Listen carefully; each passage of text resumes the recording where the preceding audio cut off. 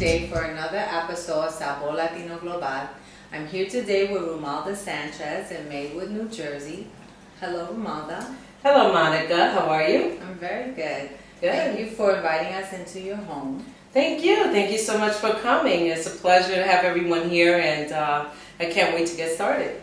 Yeah, and I have to say you put out a very impressive spread here. I'm looking forward to eating the final product.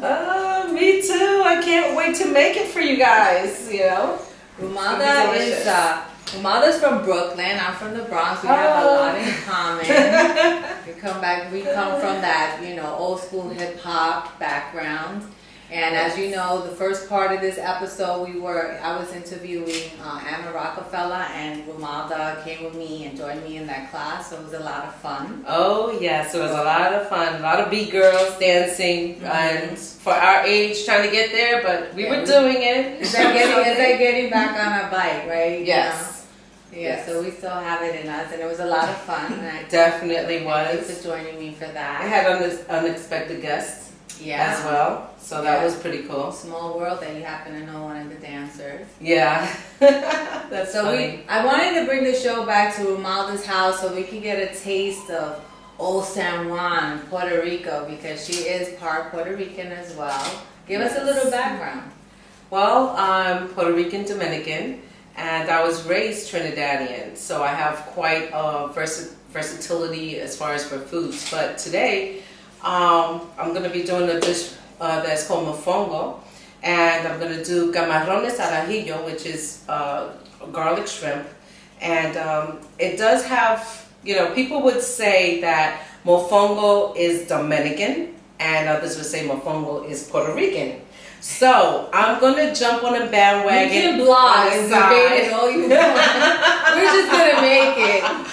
But I will say from research that it's Puerto Rican, but then again in Puerto Rico where you have Taino Indian, you have the indigenous people, you have African, you have Spaniard, so there's a lot of influences there. Mm-hmm. And also Dominican is very close with Puerto Rico dishes. Yeah, I would have to agree that cocina criolla in general, Puerto Rican cookery, crosses over. I mean, Dominican Republic is like hop, skip, and a jump right there, and I enjoy their food as well immensely. And so we're gonna proceed in a few minutes after I finish interviewing Rumalda into making a mofongo.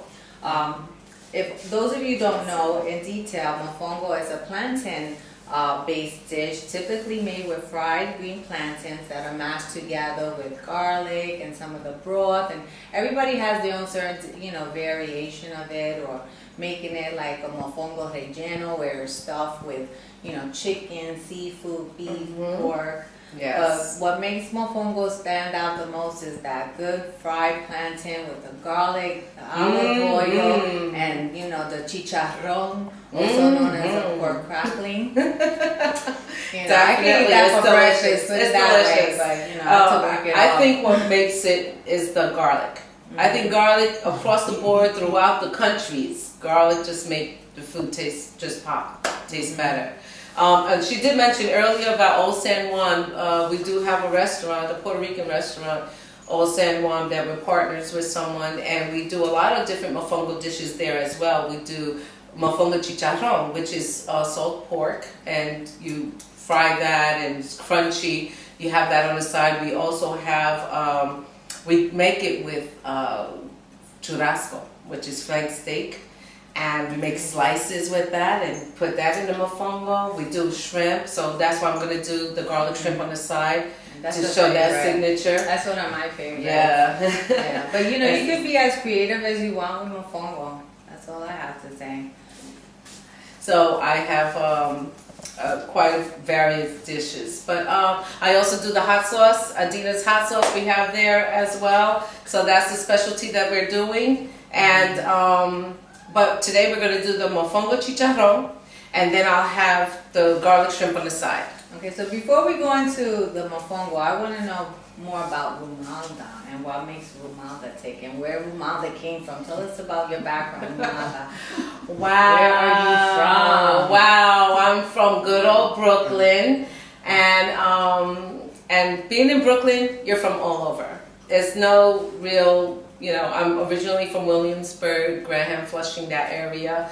And from there we moved to Crown Heights, from Crown Heights, East New York, Coney Island, Bed-Stuy. So you're all over. And, from there I tried to get into electromechanical. I ended up in the Bronx. I lived in the Bronx in Wythe and 171st Street. And my sister-in-law is 186 in Valentine. So, I worked in Fordham, went to the clubs out there in Parkchester, East Parkchester.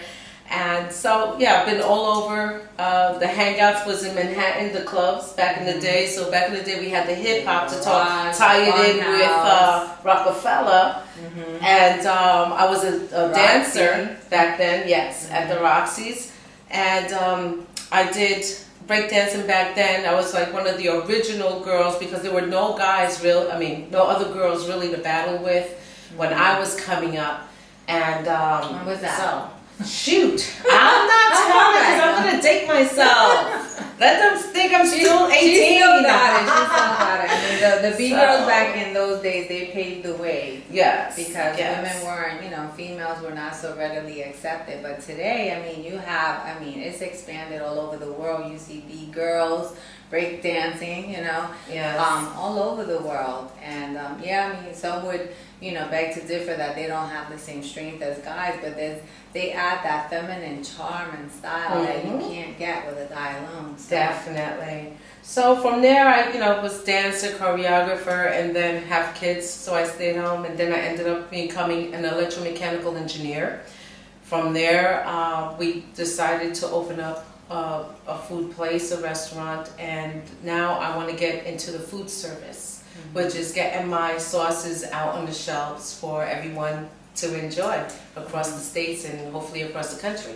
Well, thank you. And I think that is what we share a lot in common. And I think that people who do have a performing arts background are generally creative people. And culinary arts is definitely an area of work that you have to be very creative. And, coming from a Latino background, food is integral in our upbringing, and that's what brings people together. And I'm sure that, you have that around, among other cultures as well. I have Italian friends. And the main thing is hospitality. Yeah. We all share hospitality. Our doors are open. There's always food. There's always drink. Always make more food. Mm-hmm. If you don't have enough, you share the plate, split it, So it's all good. Sounds good.